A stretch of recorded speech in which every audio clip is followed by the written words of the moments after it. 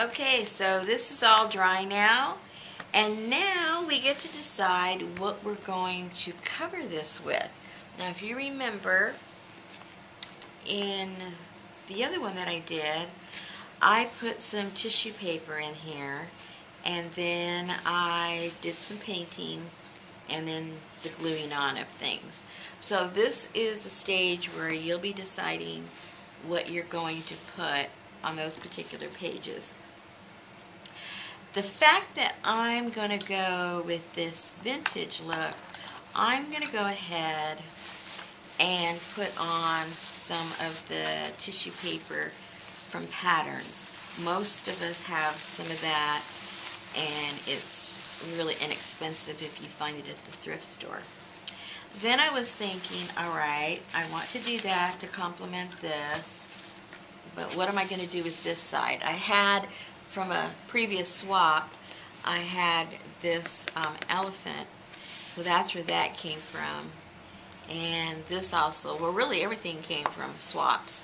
So I thought what I'd like to do is, in these pages, incorporate some of my swaps in all of these art books that we're doing. So this side obviously won't have any of my swaps because this was just scrapbook paper. So I was looking through my stuff over in my sewing area, because I also have a textile group, and we have done a lot of swapping there. Well, I found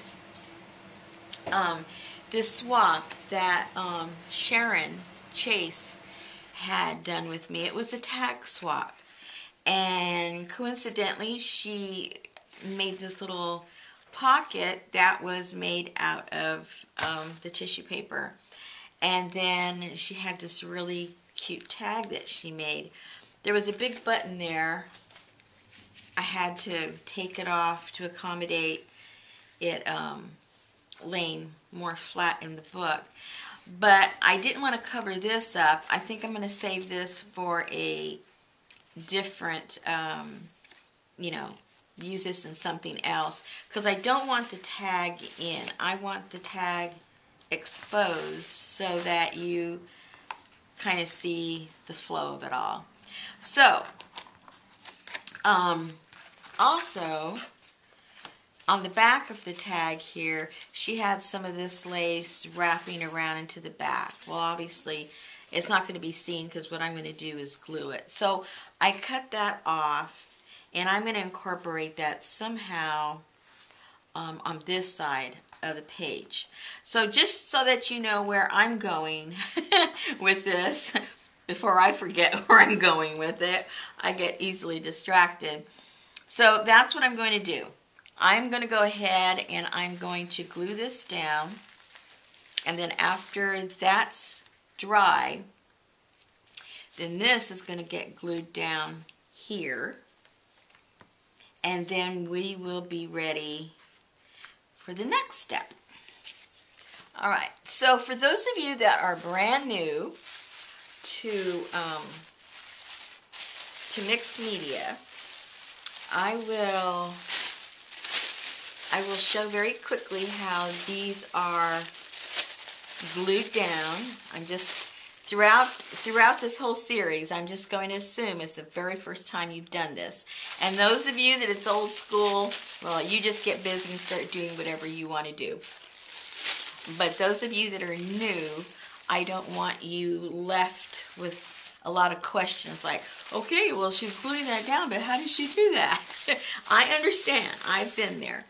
Okay, so when I look for things to glue down, specifically like for this section, I want something kind of interesting, because most of it is, just blank. So I don't want to just put the paper on there for the sake of being blank. I want a little something interesting. So I want some of the writing. Here's a little bit of writing here. And it doesn't have to be all in one continuous piece. I actually just kind of piece it together. So I'm going to cut this section out. I don't know what else is underneath there, but we will find out together.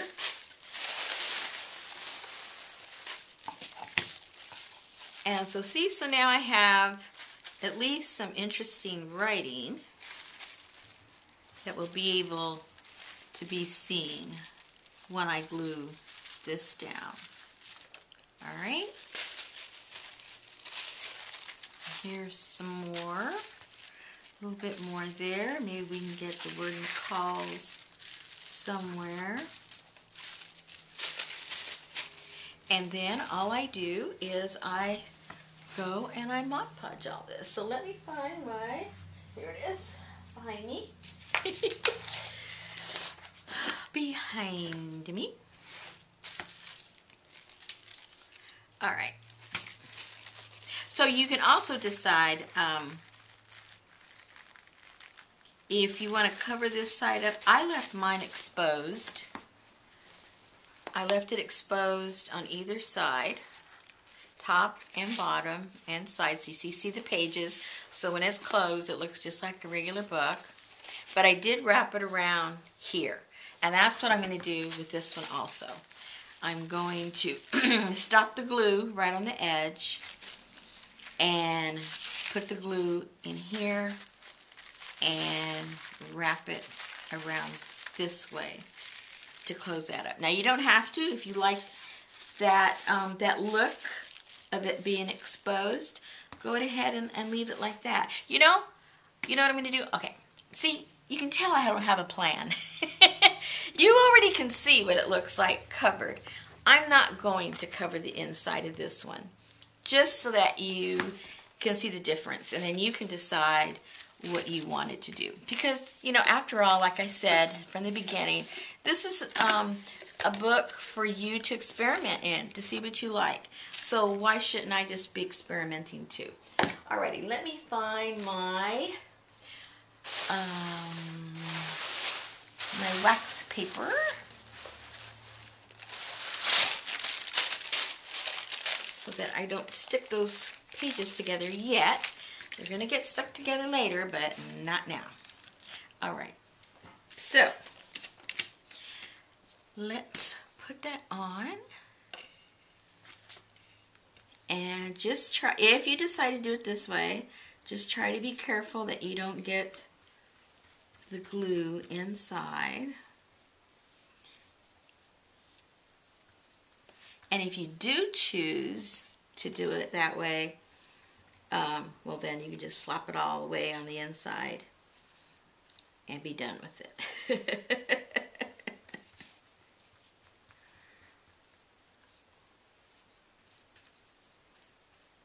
That way we'll have two versions. Okay, you don't have to watch me do all this, and I'll just go ahead and fast forward.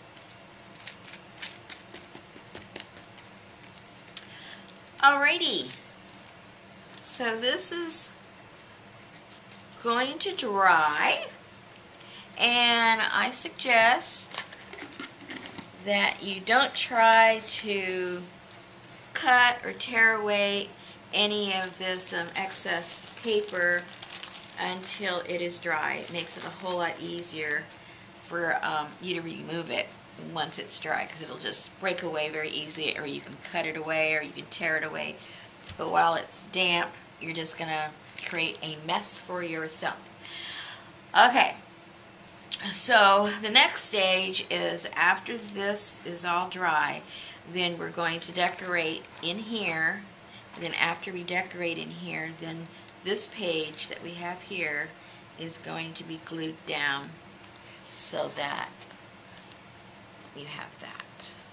Alright, that's the next step. So let this dry, go have a cup of coffee, or go to bed, or go to work, or whatever it is you're going to do, and then we'll go on to the next stage.